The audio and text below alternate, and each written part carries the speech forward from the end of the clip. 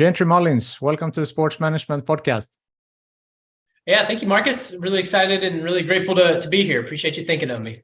Of course, I'm a big fan of your work. A lot of good content on LinkedIn. I'm following that really closely. So really excited to talk to you today. You're a sports professional. You have been working in professional sports for 10 years now, maybe a bit more. But let's start with how did you get into the sports industry? Yeah, absolutely. And thanks for the kind words, obviously, on the content. It's always great to hear when others are finding a lot of value out of it. I'm from a really rural town in small town Virginia, right on the Kentucky border. Where really, I think the closest sports team is like 5 hours away. So it wasn't really like there was plenty of opportunities of kind of knowing what it was in it, but luckily one of my my major basically said that we had to do an internship.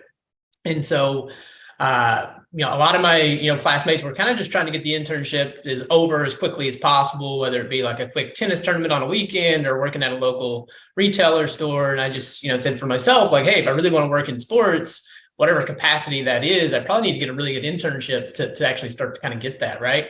And so I applied on Teamwork Online to, I think, every single job imaginable for internships, whether it be in public relations or community relations or whatever. And luckily, I got one response back, and that was from the Tampa Bay Buccaneers in a group sales capacity. And honestly, had zero clue what that meant. But I said, hey, I'm gonna go down to Tampa and figure it out. And really got down there and just try to make the most of the opportunity. And it's kind of, made its way into now a decade-long career. Yeah, that's awesome. And you have said also that internship changed your life and that you learned more there in 3 months than you did in your, higher education. So can you speak to that a little bit? Yeah. I say that it changed my life. It really did, because I honestly don't know what I'd be doing if I hadn't got that internship. I certainly wouldn't be working in professional sports. I wouldn't be working in sales, in my opinion. I'd probably still be close to Virginia, right where my whole family is. So when I say it changed my life, it's like I can't almost picture a different life than the one I've got because of that. But yeah, it was the first time really I could ever remember being around like-minded individuals that were really career oriented, that wanted to grow, that wanted to challenge themselves. And when you're around people like that, it really brings out the best in you. I read this study literally this week, and I shared it with our team. And it's like when you sit within 25 feet of high performers, like your performance goes up over 15%. And so when you sit beside low performers, your performance drops by 30%, which is like the double. But for me, like, it was the first time really where I got to like almost get that extra 15%. And so I was really excited about that and just really wanted to make sure that I took every single second of it. I met with as many people one-on-one as I could. I met with, the bosses that I probably shouldn't even been meeting with as an intern. I wasn't ready for those meetings, but on the first day, the COO basically told us hey, this is 3 months, make sure you maximize it. And I just really went in with that approach every single day to do that. Yeah, that's awesome. And that statistic is really, important to hear, and that to make an active choice to be around people that are high performers. Yeah, it's crazy that it's almost like the downside is double that much. But if you think about it just in real life, right, like pain always hurts more than the pleasure of that, right? So yeah. That's true. So you ended up staying at the Buccaneers. You got a job after your internship as well. Mm-hmm. Yeah, it was really one of those things where I really wanted to come back. I loved the culture. I loved the development that I was getting. And my dad, I remember telling me hey, as long as you let them know that you want to be there, they'll ask you to come back. It's so rare to get people that really want to work hard, that want to have a positive attitude, that want to be at work. And that's really just what I tried to do every single day. I remember awkwardly walking into my boss's office, telling them that I wanted to be there, that I wanted to come back. I remember having phone calls at 5 o'clock every Wednesday during my last year of school, just so that I was staying top of mind with the hiring manager, and, thankful to him that he was willing to take that time out to do those things with me. But, I got to spend, 2.5 years there with the Bucs that, I really made some of my best friends in life, who I'm still in a group chat with every single day. We're still meeting on Zoom every month just to catch up with each other. And it's kind of cool because some of us, Mark in Atlanta has now got a family. A lot of my other friends are, running their own shops and other, organizations. So it's been really cool just to kind of watch how everybody's kind of blossomed and grown. Yeah, and the sports industry is not that big in terms of like the networking. So it's really important to stay in touch with the ones that you have gotten to know. So love that. And then, so you spent, you stayed with the Buccaneers, NFL, American football, and then you switched sport into, you went to move to Phoenix and worked for the Suns NBA team. Yeah. So how was that transition? Yeah, it was good. It was really fun. I don't know that I've ever had more fun than in the 2 years that I had in Phoenix. Just because it was just almost a completely new experience, learning a whole new skill set, and learning is one of my drivers just for myself. And, it was my first leadership opportunity, and really all the work that I'd been doing in Tampa was all about like, how do I get to a position where I get to hire people, where I get to change other people's lives and I get to invest in others. And really that's what that job was. It was really recruiting the most talented individuals across the country, teaching them, how to pick up a phone till, the end where they're, selling 6-figure deals or whatever the case. And so it was really fulfilling. I was learning so much. We had such a great leadership team that loved working with each other, very collaboratively.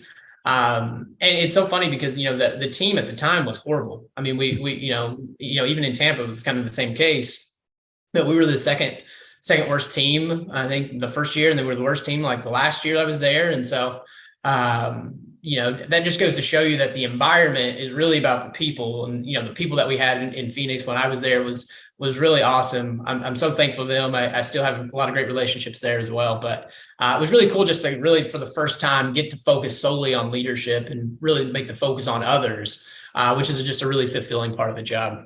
Yeah.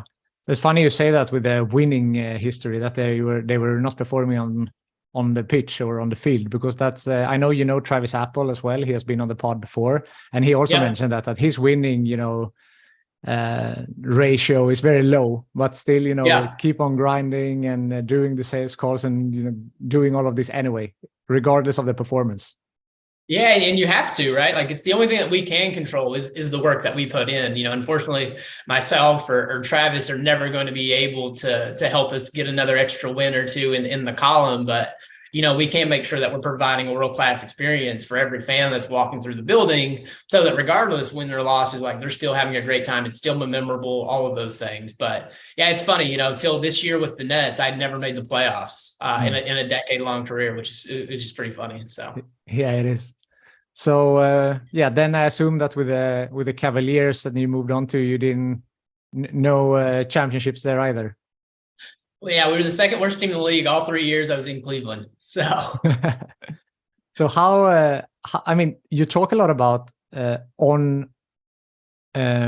if you're a winning team, like on the pitch, the players, you say we are a winning team, you get that momentum. So you said, of course, you cannot change the performance on the pitch, but how do you in the front office, how do you create this winning mentality? Yeah, I'm so glad you said that, because I literally talk about what's winning look like with our team all the time.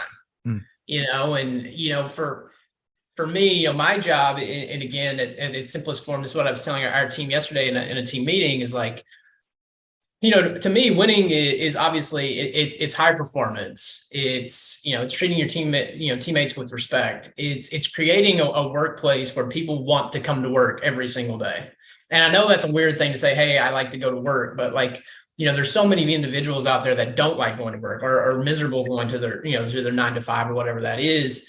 And I think as a leader, it's really your responsibility to create an environment where people want to come to work, and that they feel that they're becoming the best versions of themselves there. And can you actually help them actually overachieve to a little bit more than they're actually capable of than they think themselves? And so that's winning to me. As long as we're producing the results that we need to as a team, creating an environment where people want to come to work every day. Like, if you're doing those things at their core, competency, then if we're going 82-0, we're going 0-82, like, it shouldn't matter, because you're getting the fulfillment out of the job. We're still producing the results that we're expected to produce.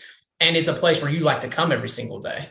And so I think that's where I really tried to pride myself on. It's really getting really good, genuine people that have that mentality, getting good leaders that have that same philosophical belief, And it's also, working for people that have that same similar belief. And I'm very thankful to have bosses throughout, not only right now, but my entire career, that we do focus on people first, and that we do make sure that we are always, pursuing excellence in achieving high performance. So, that's really how I try to focus on what winning looks like for our team, regardless of, if we won yesterday or we lost yesterday. Yeah, love that. And as you said, people first, and Lou DePauli also, right? You work together with him. Yeah, Lou's incredible. Yeah, so he spoke a lot about that with, getting to know the employees and as people, and he know their birthdays, their pets' names, their, families, he really took that interest, and it seems like you have a similar approach. Yeah, it's so funny how the small things are actually really the big things when you think about it, right? And just showing that people that you actually care. And, I talk about this a lot, is how can you care more than it is cool to care, almost, in a sense, with everything that you do, whether it be your job or whether it be your family, or, and so I try to make sure that we are doing those things for our team members, make sure that we're remembering birthdays, we're sending them notes every single day, or sending them an email after a long day, or making sure that they know that we saw that small thing that they didn't even think that we were noticing yesterday. But I think when you get really close to your people and you understand them, you also bring your walls down so they get to know you, which I think is just as critical if you really want to develop that relationship where, you're still staying in touch with people, regardless if it was 10 years ago or last week. I think it's so critical. And like we said, those small things are really the big things for your team members, if you want to show them that you truly do care, and show them that they're not just a number or just an employee, but they're people that, you really value and respect and really want to work with on a daily basis. Yeah, exactly. So with that in mind, except for, people first, how would you describe your leadership style? Yeah. Obviously people first, I think is where I would focus on. Yeah, it's a good question. I think a lot about leading by example, and servant leadership. I've never wanted team members to think that, I wasn't willing to do something, or I'm not willing to do something that I'm asking them to do. I always use the example, if we're seat tagging, which may be the most, boring or, low, job duty that we have to do sometimes. I'm going to be out there, seat tagging with the rest of the team. Our leadership team is going to be out there seat tagging with the rest of the team. If I'm going to ask you to come in at 7:30 to make B2B calls, I'm going to be in there with you making those B2B calls, right? Our leadership team is going to be there with you. So I think one is just it's leading from the front and making sure that people know that I'm right there, with them. I do think I try to make sure that we know what the standard is in everything that we do, and that we are pursuing excellence.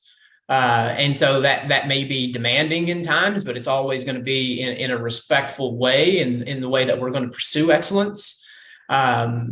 And so, I think it's going to be that. I think it's going to be again, to come back to it, it's going to be people first. My team would tell you, if you went out there and pulled them right now, I would much rather be out there in the cubes with them than in the 13, 14 meetings I'm in a day. Just because I love getting to know our people. I love being out in the cubes with them, just chopping it up, letting them know that hey, I'm in it with you. Yeah, like that.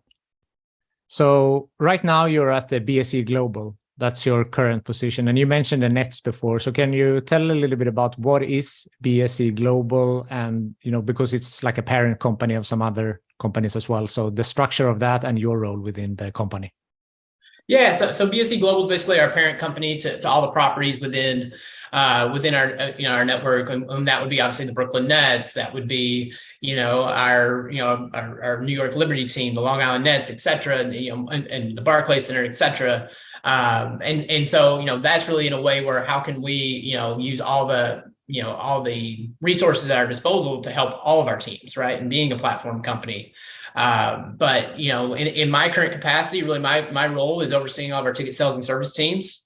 And really that's, how do we get people into the building? How do we make sure that, they're coming in, they're getting a world-class experience, that they have a great relationship with their rep, and really providing, what I say is providing the home court advantage, right? How can we provide the best home court advantage in the NBA?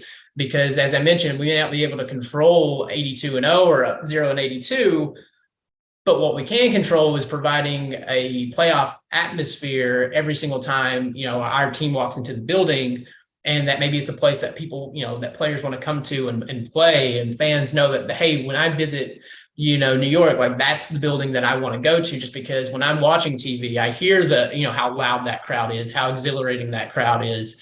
And so, really that's what we do as a collective, is to try to create that exact feeling and that memorable experience and create memories that last a lifetime for fans. And so obviously to get that many fans into the building, over 200 events a year, it's a lot of work, so, really all I do is try to hire really good people that, really can kind of go out there and execute those things. Yeah, of course. And any specific tactics for that to bring the fans to the stadium? I was speaking to Lou DePauli. He was talking about, they wanted to have the food that was not available somewhere else, or their special food, or their special something else. So is there something that you have as a unique selling point to bring more people in? Yeah, I mean, I think that, as we think about unique pieces of what, what makes Barclays Center, so memorable, I think one's like, we're the epicenter of entertainment in Brooklyn, and again, I don't think people realize it, but Brooklyn on its own is like the third biggest city in America, so one, like, how do we make sure that, we're maximizing Brooklyn in itself, and making sure that it's a place that Brooklyn can be proud of, that, everyone knows, like, hey, that's the place that, we need to be. But, again, obviously, we do such an incredible job from a fan experience standpoint. Our game presentation team is off the charts, and how, almost like if you're doing something for that 41st time in the building, like it still feels like the first time. And, I think our game pres team just does an incredible job. It's almost like we get them there, and then it's kind of like everyone else, kind of like the show itself kind of runs itself, and people want to be there. But, again, what we try to pride ourselves on is just making sure that that experience is flawless, that it's seamless as possible, and that, they're looking forward to meeting their rep at the game just as much as they are to watch, our team play. So, yeah, that personal relationship. Yeah. Yeah. You obviously have a lot on your plate. You're a manager. You mentioned before that you're sitting in a lot of meetings. I read somewhere also that you said that you have like 3 to 4 one-on-ones every day. So how do you work on time management and maximizing your efficiency with all these tasks? Yeah, that's a good question. I think that's something that you get better over time with. I remember when I was a first-time leader in Phoenix, I don't think I was great at time management. I was like, coming out of Tampa, I was like, oh, time management's like the easiest skill to have. Just because I'm always thinking about how to maximize minutes. And then you get to Phoenix, and kind of my calendar was all over the place. And I think 2 weeks in, I was like, this is not going to work. Like, I'm going to have to find some different type of schedule. But I think in Cleveland is really where I got really good at that, was like, your calendar becomes so busy and you are in so many meetings, and then all of a sudden people start to expect so much of you. It's like, how do you maximize every minute? Can you take that phone call on the way into work that, opens up 30 more minutes? Can you, and I think I learned this a lot at GSW too, just because it's a 30-minute meeting doesn't mean we have to use all 30 minutes, and I think coming from a small company, where we were really agile and really just focused on like high leverage activities at all times, like, sometimes the meeting doesn't have to be that way. Or, if we're going to have a meeting, how can I, prepare that meeting in advance, whether it be the agenda or the expectation of, hey, what are we doing in this meeting? So we don't have to spend 5 to 10 minutes just talking about that part of the meeting itself. So like, how can we expedite some of that stuff on the front end? How can we get people in the right mindset coming into meetings or into the day? And really just making sure that, like, also that you say no to certain things. There's certain meetings that maybe I don't need to be in, or, hey, maybe there's something that, is not the best use of my time. Or, hey, can this meeting be an email, right? Or instead of, writing out a 30-minute email, can I just pick up the phone and get the answer really quick? So I think, like, just over time, like, you start to develop this, like, hey, what's the most efficient, what's the most effective way to do something? And I think if you focus on maximizing every minute, that's where you can get more into the day. And then all of a sudden you're not having to be at the office till 8, 9 o'clock doing things, because you've got better at maximizing your time and the task at hand. Yeah, I like that. And I felt like after COVID that it became a little bit inflation on meetings, that whatever topic there was, you should have a meeting about it. People got more confident with like what we're doing now, like a Zoom call, a Teams call. So everything, as you said, became a meeting. But maybe everything doesn't have to be a meeting. It can be an email, or it can be a quick phone call, or there can be something else. And that's, as you said, frees up more time. Yep, exactly. Yeah, it was my favorite's the pre-meeting before the meeting, and it's like, so. Yeah. You have also said you have a lot of. I read a lot of quotes. You're like you've said many good things, as we spoke about before. But one of the things that you said also was that you should look at your career from a chess perspective rather than a checkers perspective. What do you mean by that? Yeah, that's probably the first thing I tell anyone when they come to me with a career growth question of like, hey, should I take this position, or what do you think about this position?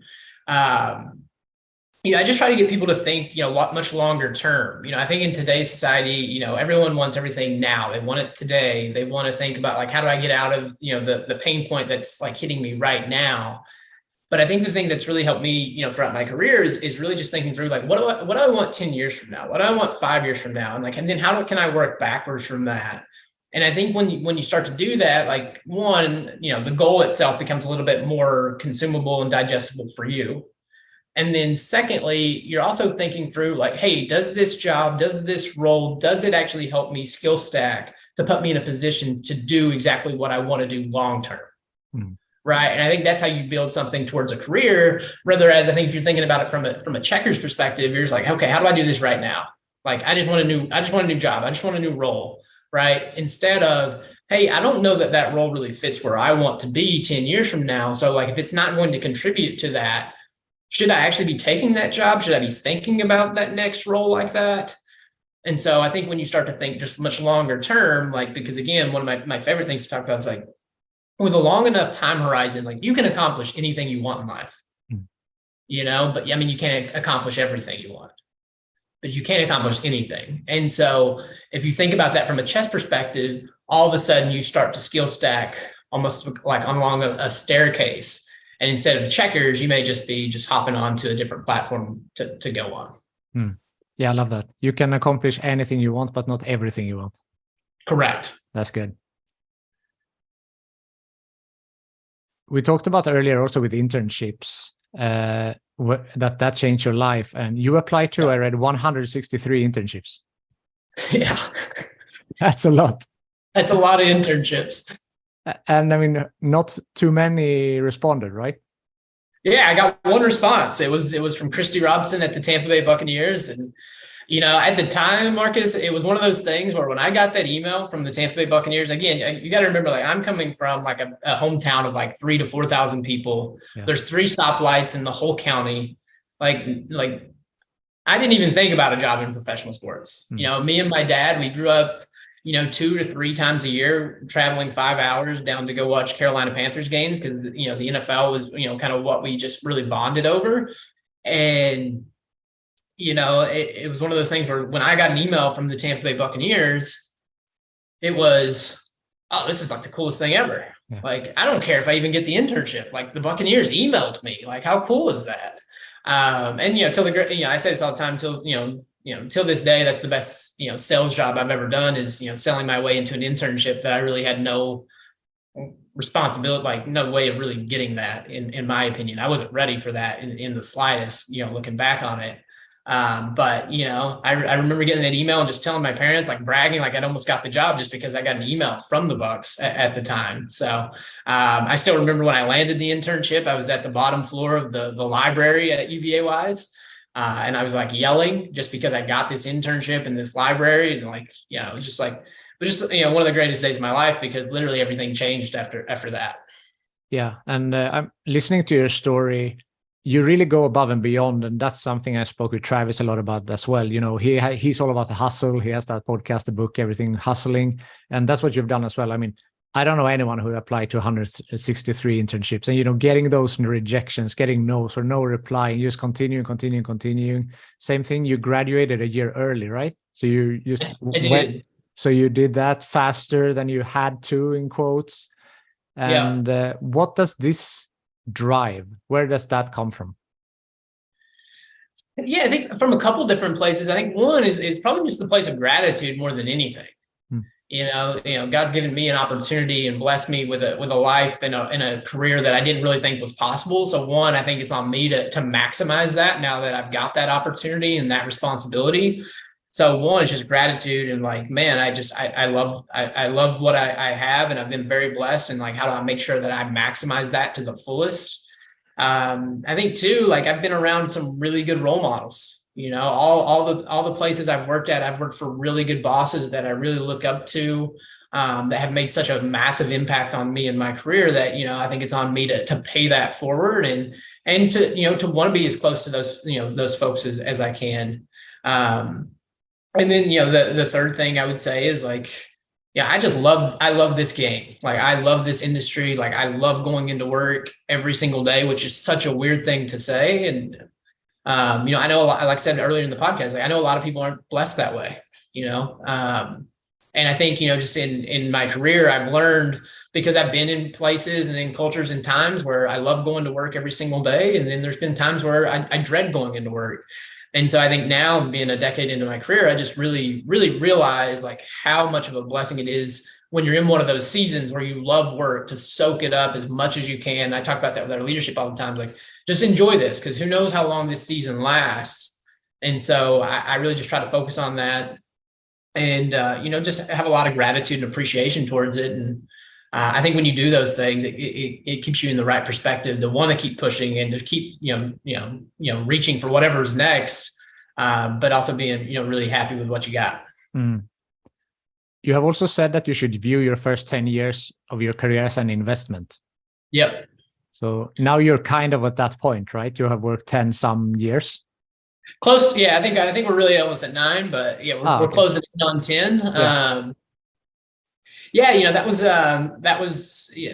probably the best piece of advice I've ever gotten from one of my mentors. And he just told me like, hey, and this goes back to the chess analogy that we talked about earlier, but if you'll think about the experiences that you take on, if you think about the people that you work for, the obstacles that you look as opportunities, and you do those things for 10 years and almost make the hard choices, right? Like, what's the quote? Like, hard choices, easy life, easy choices, hard life, right? It's like you almost make all those hard choices for 10 years and do things that, are really uncomfortable, moving across the country 4 different times for different opportunities. Like, that's not easy. I've had to, make new friends and new networks in all of those industries. Or you've got to get used to 4 different new bosses, or, 4 different, markets of fans and experiences to learn from. But if you do all those things, all of a sudden, again, that compounds, right? And your experiences, the things that you're able to speak to, the leverage that you get from those, if you do those things, you really get to start to get really picky with your career and where you want to take it. And I've got to do that. The last job that I had with General Sports Worldwide was one that was really something that I was really excited about doing. It was something that was different. It challenged me. It exposed me to so many different parts of the business and how to navigate, different people. And I wasn't looking to leave at all. I loved that job so much and the people that I got to work with. And it was just a special opportunity to get to come to Brooklyn that checked a lot of boxes for me. And when I think you do look at those things as a 10-year investment, like, I've got to be really picky about what that next job is for me, or that next experience, or whatever that is. So, I think, again, in today's society, like, we want to take the quick win, we want the instant gratification, but if you can delay that, and the longer that you delay that, the bigger the payoff is in the long run for the things that you really want in life. Yeah, I love that. If we talk about the sports industry at large, I mentioned in the beginning of the interview that I'm really big fan of your content. You post a lot, especially on LinkedIn, on some other platforms as well. So we're talking about the benefits of moving for an opportunity, and that's something you have experiences from yourself. Yeah.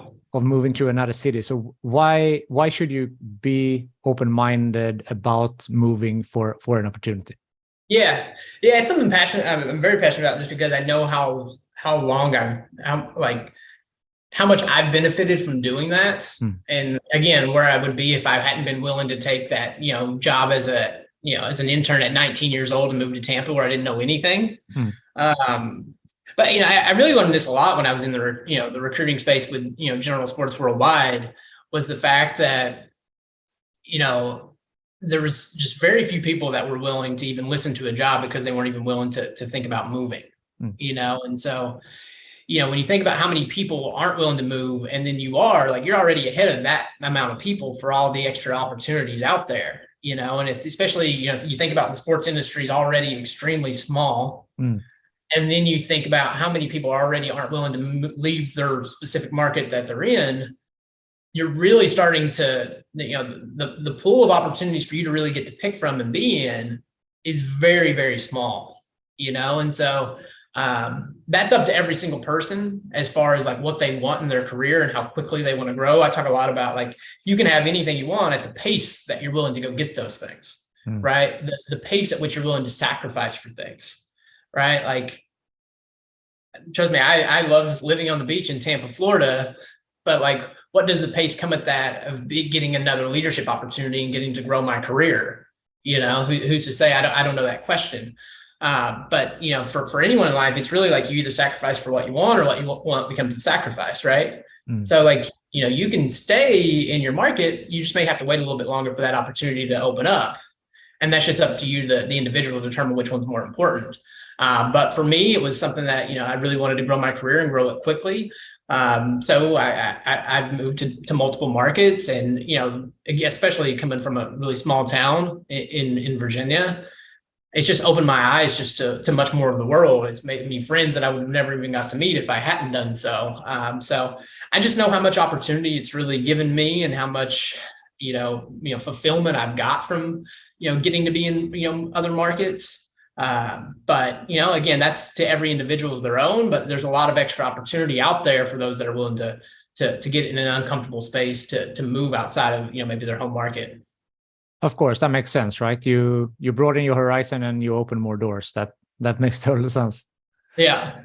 So yeah, you have been around, you have lived in different cities. You have also worked for different sports organizations. So American football, basketball. I know you're a baseball fan. I read something you grew up playing baseball with your dad. So is it different working for like the job when you work in the office? Is it different to work for a basketball team versus a football team? Yeah, it definitely is. And it really comes down a lot really to the games, almost, in a sense. When you work in the NFL, it's one day of the week, right? And so you kind of sit on that, right? So if you lose on Sunday, you're sitting on a loss for a week, right? But in the NBA, like when we lose today, like we may have the opportunity to bounce back tomorrow. So it's really quick. Obviously, the pace, I think, at things, kind of run at sometimes is just much faster because we have so many more games. And so there's like this urgency about maximizing every single game, like, whether it be a lower demand team on a Tuesday versus a high demand team on a Friday night. Right. So, it's really the urgency in the games that really start to play into like, hey, we've got a week. Or hey, we may have 3 or 4 games in a week in the NBA. So you just kind of got to operate, with the urgency, there. So that's the biggest thing, the amount of games, you would say. It doesn't differ differently otherwise for what type of sport it is. Yeah, as far as from a sales process standpoint, at least philosophically for me, like it's always stayed the same. And that goes whether it's be the team, or whether it be the team, whether it be, if we're a winning team or a losing team or whatever that is. That's where it's never really differed too much for me. Like we're going to control what we can control and really make sure that we're doing, coming at it from a solution-based, process, and like doing what's best for the customer, right? Whether that be a corporate fan or a social fan or family or, whoever that is, like, how do we just do what's best for that fan, in regards to what sport that is? Like, as long as you keep that as the focal point, then I think you're going to end up with a lot of happy people. Yeah, for sure. So with your almost 10 years of experience now, if someone is listening and they want to pursue a career in sales within the sport industry, what would be your best advice for them? Yeah, my best advice would be to find a really good inside sales program with really great leaders that really prioritize training and development. I think that's going to be the biggest thing that really gives you a really good foundation for the rest of your career, because you're going to be able to come from that, right? And know that you're going to learn more in 12 months there than maybe you have in your whole life. Like we tried to, like I said, with my internship, like that's really our prioritization is like, especially with the Nets and our inside sales program is like, you're going to get literally sales 101 for 12 months, and you're going to get as much development and training that you've ever seen. And at the end of that 12 months, if you say, hey, sales isn't for me, you're going to come out of the program still saying like, hey, I really benefited from that. Like I'm going to use those skills for the rest of my career. And I've had so many people that decided sales wasn't for them, but still, shot me a note 2 to 3 years later and said, hey, I'm so thankful that I went through that program because it gave me XYZ skills. Of course, but how does one find these internships? You mentioned Teamwork Online. Also, we have the Clubhouse, for example, you can find. Are these the places where you would advise people to go and sign up? Yeah, I think, that's where you're definitely going to see the job opportunities, especially in both of those. I think as people again, obviously I think LinkedIn is a very powerful tool, but if you're really, connecting with the right people on there, you're going to start to see a lot of people posting for those things as well, which will usually link you back to a GSW, Clubhouse or to the Teamwork Online. But, I think as you start to get there, that would be a really good way for you to differentiate yourself and being able to reach out to some of those hiring managers. Saying, hey, I saw that you have a really great inside sales program based off of how you've showcased it off on LinkedIn, or, based off the podcast that I heard you talk on. How do I separate myself to be in a position to land a spot on your team? Yeah, and of course, LinkedIn is a very powerful tool, as you said, and for specifically for networking, but also for consuming content, and if you want to do that as well. Yeah, and again, that's where a lot of my content comes from. Is like, what did I want to know as an entry level team member? But I think that the Clubhouse does a really great job of letting people get a peek behind the curtain of knowing what working in sports and working in sales or working in partnerships or whatever that is for you before you even start, right? And I think that's so important. Is a lot of times people think of sports as just the flashy parts of getting to be in the building all the time. They don't get to see the behind the scenes grind of, having to work back-to-back games and being in the back there, first thing in the morning. But I think really getting a good understanding of what working in sports really is before you do it really gives you the right expectations going into the job, instead of showing up on day one and being like, this is not what I expected of working in sports. So really big fan of people just understanding, what they're getting into, because not only is it the best thing for you, but it's also the best thing for the employer, because you guys aren't going off of two different expectations. Exactly. And as you said, you do an internship 1 month, 3 months, something like that. Maybe it's not for you, but then at least you know that, and you can look for something else instead of, as you said, going to day one at work and then realizing this is not what you want. Yeah, I say that all the time. It's like, if you come out of an internship and you say, hey, that job's not for me, that is just as successful as the person that came out of that internship and said, this job is for me. So. Looking back on your career, has there been any bumps on the road? And how did you overcome them, if you had any? Has there been any bumps in the road? I think for everyone, I think that the pandemic was a really big bump in the road from especially in sports. Like all of a sudden you're focused on how do you maximize a building, but you're not allowed to maximize the building, and so I think that was really hard for everyone. And not being able to really operate at the pace that we want to get that human connection and being in the office with your teammates. I think that's one. I think anytime where I've probably got myself in trouble is when I've just been rushing, too much in my career, or, not really enjoying what I'm doing and really just focused on what's next. And so I think, that's been really a big learning lesson for me, is just to be, really focused on being excellent at what I do, no matter what kind of season I'm in, whether it be a growing season or a season of drought, in my career, or whatever that is. It's just like, how do I be excellent no matter what? And how can I how can people not know, if I'm in a great place or not in a great place, because I'm really pursuing excellence no matter what.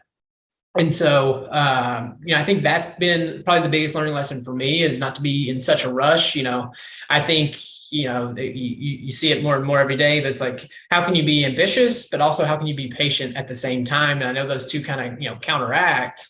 But if you can do both, I think it puts you in a really good position to have a really successful career, but also do it at the right pace that you should be. Yeah, that's a really good point. Approaching the end here, is there something I haven't asked you yet that you want to mention? The thing that I would, when anyone on an interview ever asks me, like, what's the most important thing about finding a job in sports or picking my next job or whatever that is, I always give them the piece of feedback is like, you should really pick your job based off of your boss. And I think the person that you work for just makes such a massive impact on your life, not just your career, your life, right? Because this is the person that you have to spend the most time with. It's the person that really at that, besides yourself, this person holds your career in their hand more than anybody else, And so, when you're looking at these jobs, like, are you picking it based off the compensation, the location, like all those things have a big factor in it, right? But like, are you also finding a person that's going to care about you? And not just care about you as the professional, but care about you as the person as well. Are they going to be the person that's willing to challenge you, to push you, to advocate for you when you're not in the room, And so I think if you make career decisions based off of that person, I think it's going to set you really well up for the rest of your career, and really give you a lot of those experiences and investment, like we talked about earlier in the call, that sets you up really well. And so I think if you base your career off of that, I think you're going to end up in a good spot. Yeah, and it also links back to what we spoke about before when we said with high performance. If you have a boss who's really good, who's pushing you, who's challenging you, who's giving you good advice, who is a leader, who's encouraging you, all these things, of course, your performance will show. After that, you will be better. If you have a boss you don't like that's not treating you well, your performance will most probably decline. Yep. 100%. Yeah. People aren't going to, want to work for you or want to give you that extra effort every single day. Yeah. Right. So I think it's a huge part of it. So great call. Yeah. Good advice also to pick your work after your boss. Yeah. So before I let you go, the final question I always ask is, who from your network would you think would be a good guest on this podcast? A good person who puts a lot of great content out that I don't think, gets nearly enough love as he should is Nate Black.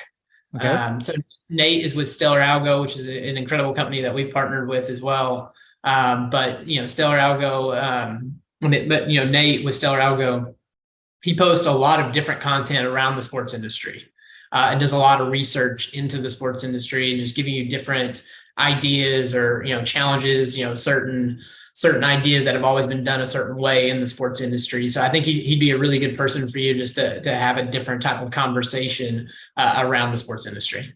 Yeah, that's good. I'll check that out. Nate Black. Yeah, Nate Black. And would highly encourage everyone to follow him on LinkedIn too, because he puts a lot of great content out very consistently, like myself. Yeah, we'll do that right after this one. Jentry Mullins, thank you so much for taking the time to be on the Sports Management Podcast. Thank you, Marcus, and kudos to you. I know you're over 100 episodes in the podcast world, so that's an incredible accomplishment when you think about how many people don't even get past episode 3 from what the statistics say. So, kudos to you. I know how hard creating content is and to create it regularly. So kudos to you. I think you're doing a great job, and again, highly recommend everyone follow you and listen in more on your content. But really appreciative, really thankful and grateful that you thought of me, and excited to keep listening. Appreciate that. Thanks so much. Thanks, Marcus.